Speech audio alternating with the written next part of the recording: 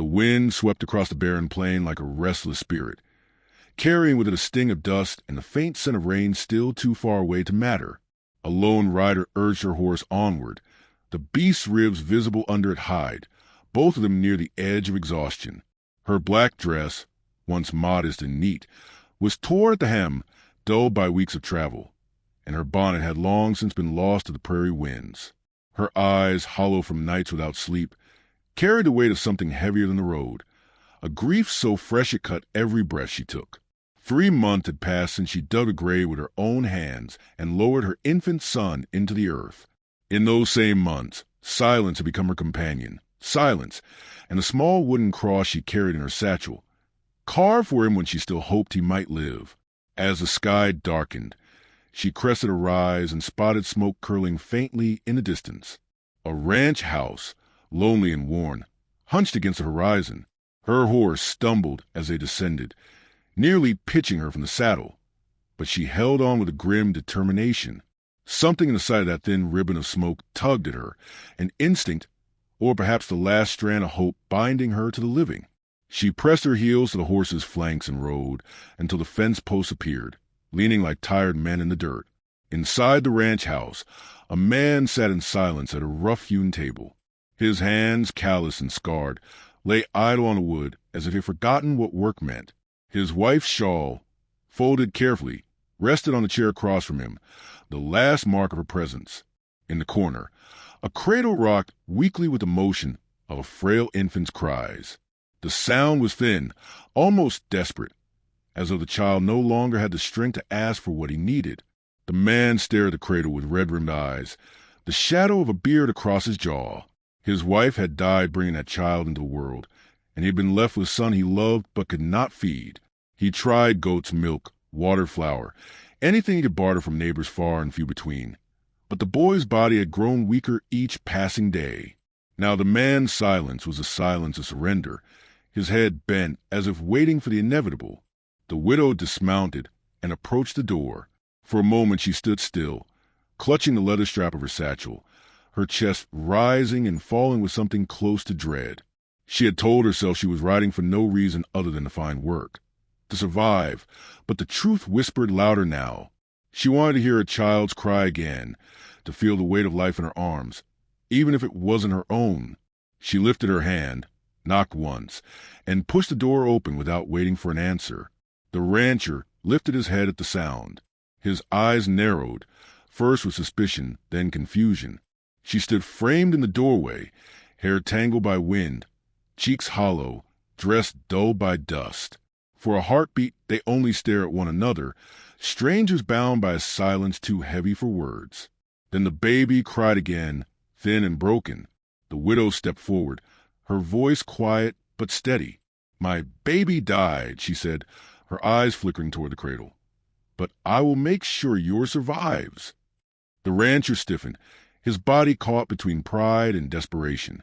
He wanted to refuse, to push away the intrusion of this gaunt woman, but when she walked past him and lifted the child, he did not stop her. She unfastened the front of her dress with a trembling hand, lowered her head, and pressed the infant to her breast. The room seemed to hold its breath. For a moment, nothing happened. Then the child latched, weak at first, then stronger. A sound, almost a sigh, left his tiny body, and the widow closed her eyes, tears slipping down her cheeks as if grief and hope had collided inside her. The rancher looked on, frozen, his chest tight. He saw the way she cradled the child, the reverence in her posture, the fierce protectiveness rising from a place deeper than words. The baby drank hungrily, and color returned to his cheeks. For the first time in weeks, the rancher felt the tight knot in his stomach loosen. He leaned back against the table, hand dragging down his face, his breath unsteady. The house, once haunted by silence, now filled with the sound of life. When the child had taken his fill, the widow rocked him gently, humming a melody that trembled with sorrow and memory. She did not look at the rancher when she spoke, only at the child sleeping against her shoulder. He will live now. That's all that matters. The man cleared his throat, his voice raw. "Why are you here? What do you want?" She lifted her gaze, eyes dark and tired, yet steady. "A place to stay." Work to keep my hands busy. In return, I'll see the boy." She hesitated before adding, "I need this as much as you do." He studied her, suspicion warring with gratitude. She looked like a ghost of her former self, but there was iron in her tone. He thought of the nights he sat listening to his son's frail cries, knowing he could do nothing. He thought of the shallow grave out back, the one he dug for his wife, and how another would soon follow if something did not change. Slowly he nodded. "Then you'll stay." The days that followed unfolded with a strange rhythm. The widow rose before dawn, fed the child, and set to chores without asking which were hers to claim. She swept the hearth, patched worn clothes, and brought warmth back into a house that had begun to resemble a tomb. At first the rancher kept his distance, speaking little, watching her with guarded eyes. But each day he saw the way she held his son, her face softening as if cradling not just his child but her own lost one. In her presence, the boy grew stronger, his cries no longer desperate but vibrant, pulsing with life. One evening, as the sun bled red across the sky, the rancher sat outside mending tack. The widow stepped from the house, the child sleeping against her chest.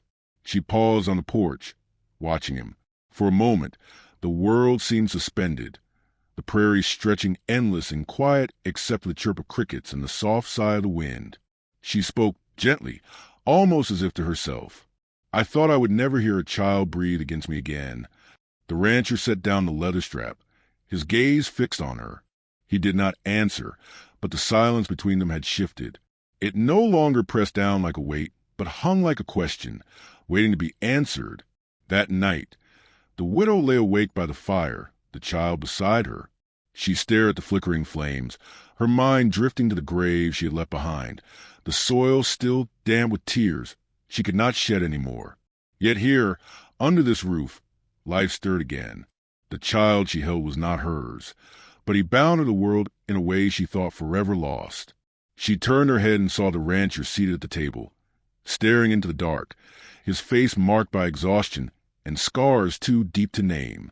And though they did not speak, something passed between them, an unspoken vow born from grief and survival. The storm outside gathered strength, wind rattling the shutters, thunder rolling in the distance.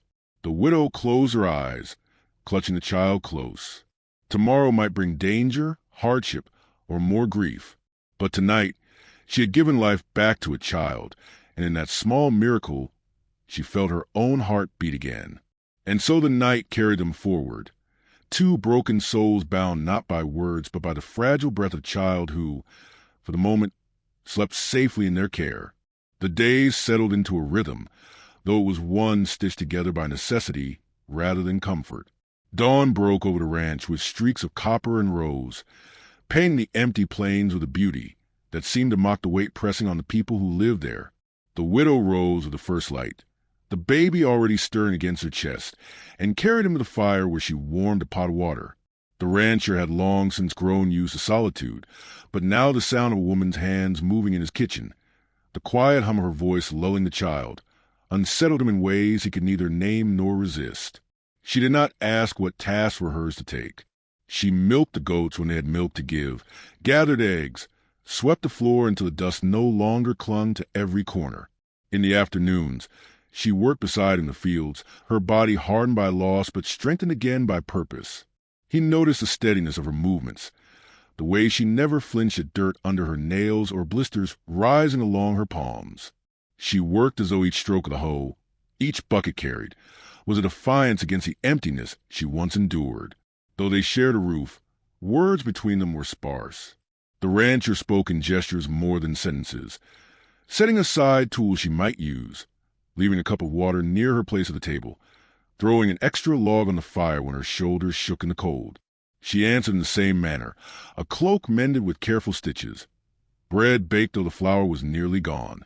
Between them grew an understanding that did not need language, rooted instead in survival, and in the child whose cries filled the air where silence once reigned.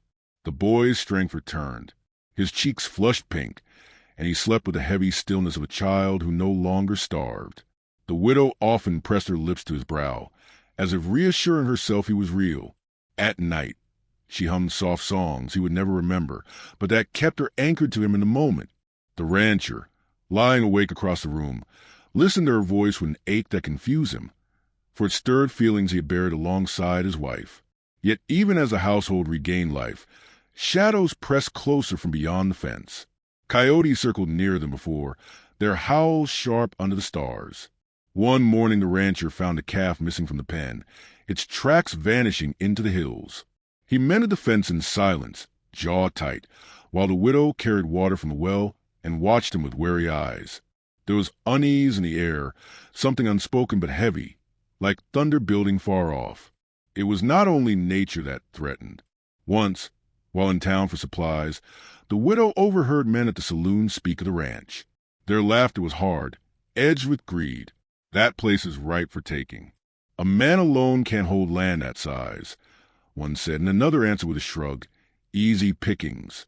Water's worth more than gold out here. She held her shawl tighter, leaving before they noticed her. She said nothing to the rancher until nightfall, when they sat near the fire. The child slept between them, and only the crackle of what broke the silence.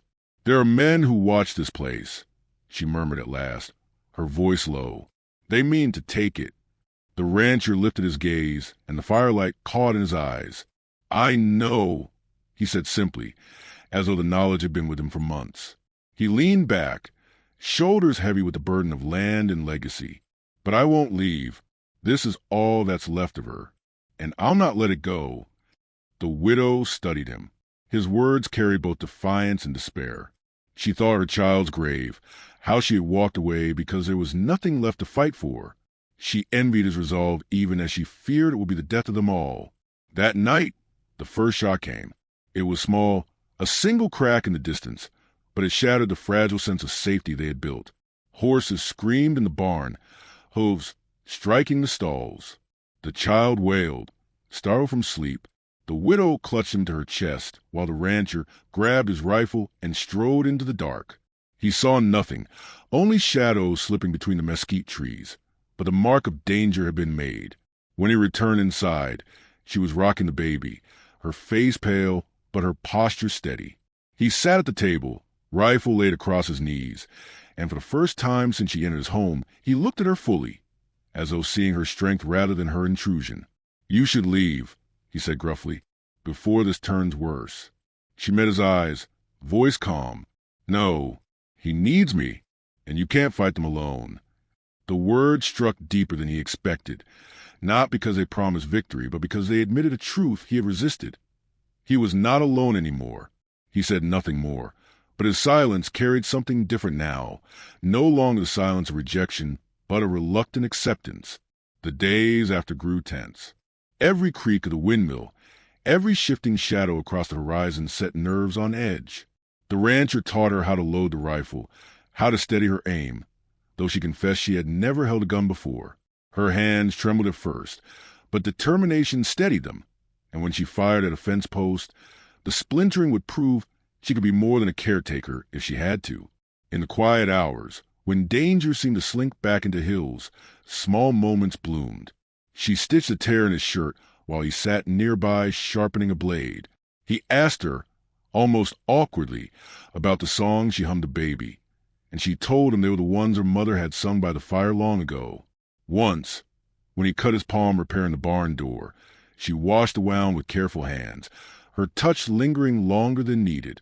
Neither spoke of the way his breath caught when her skin brushed his, but the silence between them grew charged, no longer barren but alive with possibility.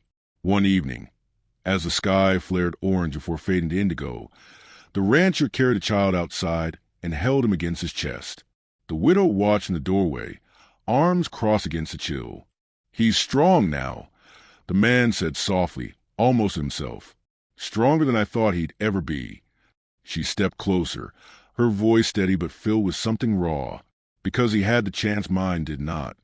The words hung heavy, pulling them both into shared space of grief and gratitude. He turned to her, his face etched with something more than sorrow, something reaching toward hope. Before either could speak again, a sound broke the moment. A horse's whinny from the ridge, not panic but command. They both looked toward the dark line of hills, and though no figures were visible yet, The air shifted. The storm was not far now. She reached for the child, and he handed him over carefully, his fingers brushing hers. Their eyes locked, not in fear but in a silent agreement. They would face what came, together. The prairie stretched wide and merciless around them, the sky vast above, but in that instant the ranch house, fragile and small, felt like the heart of battle not yet fought. The night closed in, heavy with tension. The widow laid the child down. The rancher cleaned his rifle, and both knew the fragile peace had ended. Tomorrow or the day after, danger would arrive on horseback, and blood might stain the dust. Yet as the fire dwindled, the widow's lullaby rose once more, steady and sure, a promise that whatever darkness loomed, they would not meet alone. Morning arrived with a cold bite, the kind of dawn where frost clung to fence rails and each breath rose white against the air. The rancher stepped out first, rifle in hand, scanning the ridge where shadows often lingered. Nothing stirred beyond the slow drift of mist, but unease tightened his chest. Behind him, the widow stood in the doorway with the baby balanced on her hip, his small fists gripping the folds of her dress. She looked past the man, out into the wide expanse, and her eyes narrowed as if she too sensed the invisible weight pressing down upon them. They had fallen into the habit of silence, but it was no longer a silence born of distance. Now it was a hush of people who listened to every sound, who felt each movement of the land, waiting for the first true strike. He returned to her side, took the child in his arms, and pressed his rough cheek against the boy's soft hair. The widow lingered close, her hand brushing the man's sleeve as she steadied the child, and for an instant warmth pulsed between them like something alive. The days grew sharper with each passing sun. Work filled the hours, mending fences, gathering hay, preparing stores as if winter or war might arrive at any moment. The widow rode out with him now, learning the land, her figure steady in the saddle. Though grief had hollowed her once, purpose began to shape her again. She no longer looked like a woman merely surviving. The rancher noticed the steel in her eyes, the way her hands had lost their tremor when holding a rifle. At night, she still sang to baby, but the melodies no longer quavered with sorrow. They held strength. A lullaby meant not only to soothe but to guard. Still, the threats pressed closer. One evening they discovered a fresh mark carved into an oak tree near the stream, a symbol jagged and cruel, left by those who circled like vultures. The rancher's face darkened when he saw it, jaw tightening as if carved from the same wood. The widow traced the mark with her fingertip, then looked at him with calm certainty. "They mean to drive you out," she said. He answered without hesitation, "Then we hold." She did not argue. The decision had already been made between them, though neither spoke it aloud. On the nights when the wind raged and the shutters rattled, fear pressed thick against the walls. Yet those were the nights they drew nearest. Once, when lightning split the sky and rain hammered the roof, the widow found him in the barn, struggling to haul sacks of grain out of the water pooling near the stalls. Without a word she joined him, skirts clinging to her legs, hair plastered against her face. Together they dragged the weight, stumbling, soaked to the bone. When the last sack was safe, they collapsed against the barn wall, breathing hard, laughter spilling out unbidden. It was brief, ragged laughter, born of exhaustion and shared struggle, but it cut through the storm like sunlight through cloud. He glanced at her then, saw her eyes alive with fire despite the dripping misery around them, and something inside him shifted. The boy grew strong enough to crawl, his small hands slapping against the wooden floor as he chased the faint light from the hearth. Watching him, the widow's chest swelled with both pride and an ache that never fully left her.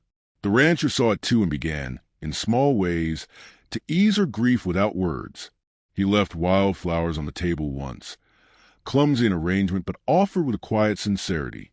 She found them, touched their petals, and for the first time since she had arrived, allowed herself to smile without restraint. One afternoon, as the sun dipped low, he taught her how to aim at moving targets. He set up tin cans along the fence and tossed stones into the air for her to track. Her first shots went wide, but her determination burned brighter than frustration. By the time dusk colored the sky, she struck true, that came clattering to the dirt. She turned toward him, flushed with victory, and his pride showed in a rare, unguarded smile that lit his face. The moment stretched between them, heavy with a closeness neither dared name. But closeness could not shield them from the tightening circle. Rumors drifted in from town. Talk of men gathering, supplies moving, horses seen tethered in unfamiliar places. The widow carried this knowledge like a stone in her chest, but she did not let it shake her resolve. Instead, she stood taller, walked with firmer steps, and in her presence the rancher found himself steadier as well. The baby, unaware of looming danger, filled the nights with laughter that clashed against the dread pressing at their door. As the season turned, storms rolled more fiercely across the plains. One night the thunder carried not only the voice of the sky, but the sound of hoofbeats along the ridge. The rancher rose from his bed instantly, rifle in hand. The widow followed, clutching the baby. Together they peered into the darkness, shapes shifting like ghosts against the horizon. No attack came, only silence after the hoofbeats faded, but the message was clear. They were surrounded, watched, measured. Later, when the child slept once more, they sat at the table across from each other. A single lantern burned between them, throwing long shadows on the walls. His voice was rough, stripped bare the armor he usually carried. "If it comes to it," he said, "take the boy and ride. Don't look back." Her answer was immediate, her eyes steady. "No, I will not run. I already lost one child. I won't lose this one, or you." The force of her words silenced him. He searched her face, found no hesitation there, only the resolve of someone who had walked through grief and chosen to fight rather than fall again. Slowly, he reached across the table, his calloused hand brushing against hers. It was not a declaration, not even a promise, but the touch lingered, a fragile tether binding them. The storm outside finally broke, rain lashing the windows, thunder rolling deep. She rose, moved to the cradle, and tucked the blanket around the boy. When she turned back, the rancher was watching her, his expression unreadable, but his eyes softer than she had ever seen them. The air between them was heavy with everything unspoken. The pain they carried, the danger they faced, and the strange, unexpected love that had begun to grow quietly in the cracks of their sorrow. They did not name it. They did not need to. Instead, she crossed the room and sat beside him as the storm raged, her shoulder brushing his. For the first time since death had hollowed their lives, neither felt alone. And though the night ended in silence, it was a silence charged with more than fear. It was the silence of two souls bracing not only for the threat gathering beyond the ridge, but for the inevitable moment when their hearts, bound by grief and resilience, would have to decide if they could risk becoming whole again. The storm had passed, but its echo lingered in the soil, in the air heavy with the smell of rain and gunpowder. The ranch lay scarred, fences broken, windows shattered, hoofprints scattered across the muddy ground. Yet amidst the wreckage there was life, fierce and clinging. The child slept, warm against the widow's breast, his soft breath proof that miracles sometimes arrived on broken wings. The rancher stood nearby, hat in his callous hands, his face lined with exhaustion but softened by gratitude. His shoulders bore the marks of struggle, bruises deep and fresh. Yet his eyes carried the steadiness of a man who had seen darkness and refused to bow to it. They had survived the attack. The raiders who had come to test them, who sought to take what little they had left, were scattered now, some buried under the oaks, others fled into the wild country, their shadows no longer hanging over the homestead. But survival was not victory without something greater. It was in the widow's arms, in the child who drank life he should have been denied. She had spoken the words weeks ago. "My baby died, but I will make sure yours survives." And now, in every heartbeat, those words had been forged into truth. The rancher leaned against the broken corral post, watching her. He had not meant for love to grow here, not in the ashes of grief, but love had its own stubborn way of blooming, like wildflowers forcing through dry stone. He remembered his wife, her laughter carried on the wind. He remembered her absence like a hollow carved into his chest. Yet when he looked at the widow, weary but resolute, he felt something stir that was not betrayal but continuation, the heart's quiet insistence that life must carry forward. Days passed, stitched together with hard work and gentler moments. Together they repaired the fences, the barn, the shattered windows. Together they faced the silence of nights when coyotes howled too near, when memories threatened to swallow them whole.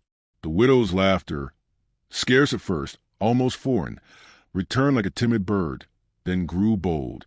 The rancher found himself telling her things he had never told another soul, about the years of loneliness on the trail, about the times he doubted he'd ever belong anywhere.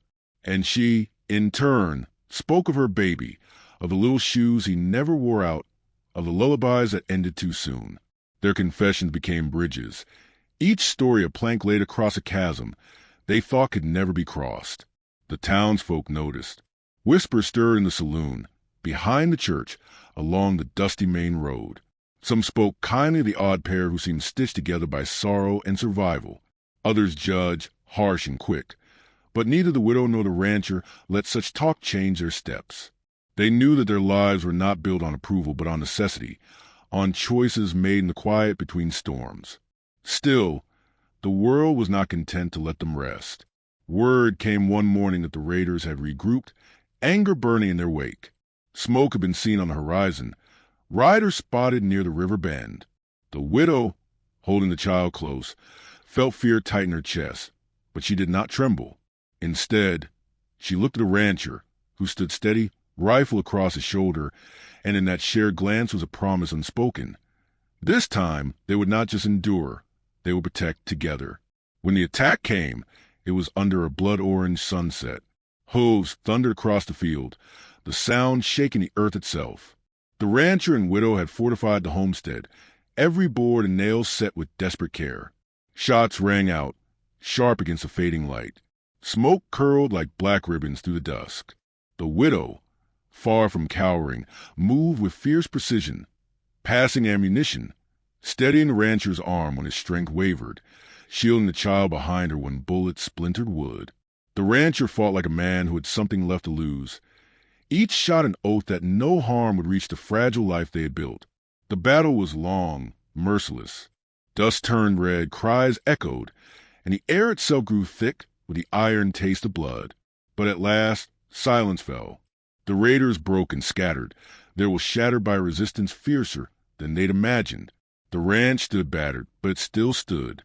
The widow lowered her rifle with trembling hands, her heart racing not from fear, but from the fierce knowledge that they had faced death and denied it. Later, when the moon rose high and silver across the quiet plains, the rancher sat on the porch, shoulders slumped, his body aching from bruises and burns. The widow came to him, the child asleep in her arms, his tiny chest rising and falling with serene rhythm. She lowered herself beside the rancher, close enough that their arms brushed, and for a long while they said nothing. Words seemed too small for what they had endured. Yet silence itself spoke volumes, the unspoken understanding that there were no longer two broken souls bound only by grief, but something greater. He turned to her then, voice hoarse, eyes bright in the moonlight. "You've given me more than I ever thought I'd have again." Her gaze softened, and though her lips trembled, she smiled. "And you've given me a reason to keep breathing." In that quiet, he reached for her hand. Their fingers intertwined, rough skin against soft, and in that touch was the binding of vows stronger than any preacher could deliver. Not out of convenience, not even out of necessity, but out of love, born slow and stubborn, forged in hardship and fire. Seasons shifted. The ranch healed as they healed, grass growing where blood had once stained the soil. The child grew, laughter ringing in the halls once hollow. And when spring came, the widow bore another child, a testament to life renewed. The rancher, once haunted, now held his family close, every scar on his body and heart a reminder not of what had been lost, but of what had been saved. And so, under the vast wild west sky, amidst winds that carried both dust and song, the widow and the rancher found what neither had dared to dream of again: love that endured, family that held, and peace wrestled from the hands of despair. The campfire crackles low now, the tale nearly spent. You can almost hear the storyteller's voice as it leans closer, rough with smoke and age, but warm with knowing. That's how it was out here on the frontier: grief and grit, danger and devotion, sorrow and second chances. A widow and a rancher, two souls who thought life had ended, only to find beginning again. So if this tale stirred something in you, don't let it fade. Share it, hold it close, and maybe sit a while longer by the fire, because out here in the wide open dark, stories are all we have to keep the cold at bay.